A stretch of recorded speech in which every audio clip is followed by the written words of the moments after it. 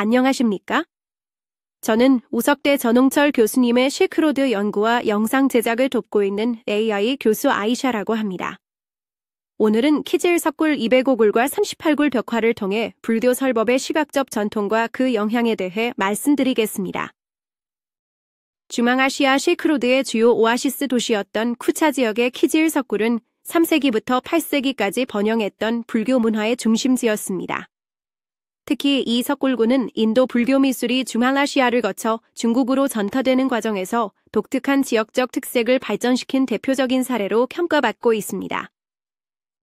키질 석굴은 동서 2km에 걸친 절벽에 236개의 동굴이 조성되어 있습니다. 이 중 135개가 비교적 온전한 상태로 남아 있습니다. 방사성 탄소 연대 측정 등을 통해 가장 오래된 동굴은 약 300년경으로 추정됩니다. 또 키질 석굴에서는 토카리아어로 쓰여진 문서들이 발견되었으며 일부 석굴에는 몇몇 통치자들의 이름이 토카리아어와 산스크리트어로 새겨져 있습니다.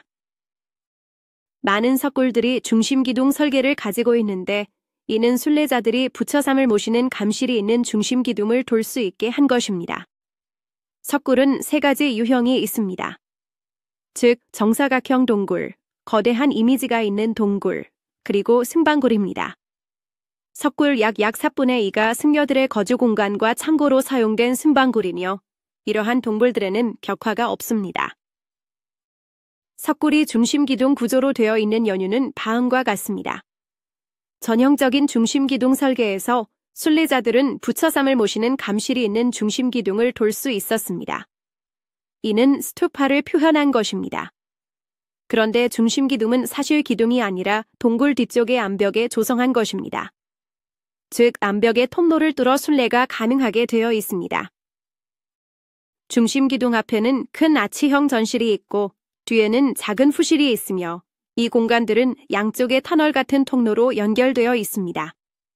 전실에는 큰 감실의 부처의 이체상이 모셔져 있었을 것이나 키질에서는 이러한 조각들이 하나도 남아있지 않습니다. 후실에는 벽화나 대형 조각 또는 둘 다의 형태로 열반 장면이 표현되어 있을 수 있습니다. 중심기둥 끝은 북부 박트리아의 카라케페의 구조적 설계와 관련이 있을 수 있습니다. 그 중에서도 205굴 벽화는 7세기 전반기에 제작된 것으로 추정되는 매우 중요한 작품입니다. 이 시기는 당나라가 중앙아시아로 세력을 확장하기 시작하던 때로 실크로드를 통한 문화 교류가 더욱 활발해지던 시기였습니다. 특히 쿠차 지역은 토카라어를 사용하는 독자적인 문화권을 형성하고 있었으며 산스크리트 불교 문헌들을 토카라어로 번역하고 연구하는 중요한 불교 학문의 중심지이기도 했습니다. 이러한 문화적 배경 속에서 제작된 205굴 벽화는 부처의 열반이라는 중요한 사건을 매우 독특한 방식으로 표현하고 있습니다. 부처의 주요 후원자였던 아자타샤트루 왕에게 브라만 출신 재산이 부처님의 인멸을 조심스럽게 알리는 부처 전설의 한 장면입니다. 그는 부처님 생애의 주요 단계들이 그려진 변상도를 펼쳐 섬세하게 전달하고 있습니다. 변상도 아래 그림은 우주의 중심축이자 세계의 중심인 수미산이 무너진 장면이 묘사되어 있습니다. 이는 기존 질서의 붕괴 즉 거시적 종말을 의미합니다. 또 오른쪽 위에는 아자타샤트루안이 하마리에 들어가는 장면이 보입니다. 하마리는 많은 고대 문화에서 자궁이나 재생의 상징으로 또 왕국이나 통치권의 상징으로 여겨졌습니다. 따라서 하마리에 들어가는 해미는 영적인 재탄생이나 변환을 상징일 수 있으며 이는 그의 통치자로서의 역할과 불교 보호자로서의 역할이 융합되는 것을 표현했을 수 있습니다. 이는 당시 불교교단이 발전시킨 시각적 설법 방식을 보여주는 중요한 증거이며 동시에 불교 미술의 교육적 기능을 잘 보여주는 사례입니다. 한편 38굴 벽화에도 그림 속의 그림 기법 사례를 찾을 수 있습니다. 키질 38굴에 그려진 부처가 자신의 자화상을 팔을 뻗어 직접 그리는 장면은 불교 미술의 기원과 정당성에 관한 매우 중요한 증빙이 됩니다. 특히 불상을 만들고 불교 회화를 그리는 행위가 종교적으로 승인되었음을 보여주는 근거로 인용될 수 있어 불교 미술의 전통이 부처로부터 직접 비롯되었다는 정통성을 확립하는 데 큰 역할을 할 수 있을 것입니다. 이처럼 퀴즈 205굴과 38굴 벽화에서 사용된 그림 속의 그림 기법은 단순한 예술적 기교를 넘어서는 의미를 지닙니다.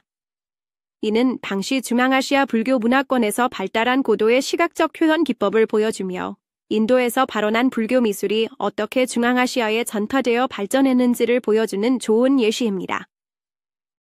마지막으로 퀴즈 205굴에서 보이는 시각적 설법 방식이 동아시아 불교 문화권에서 다양한 형태로 계승되고 발전된 사례에 대해 말씀드리겠습니다.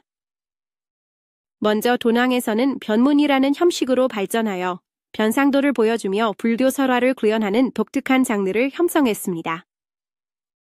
또 일본에서는 에토키라는 형식으로 정착하여 변상도를 통한 설법 문화의 한 축을 이루게 되었습니다. 한편 놀랍게도 오늘날 한국 강원도의 불교 사찰인 안정사에서 다효스님에 의해 딴설법이라는 형태로 이어져 변상도를 펼쳐놓고 설법하는 전통을 확인할 수 있습니다. 결론적으로 퀴즈 205굴 벽화는 시각적 설법 방식이 동아시아 불교 문화에 미친 깊은 영향을 잘 보여줍니다. 감사합니다.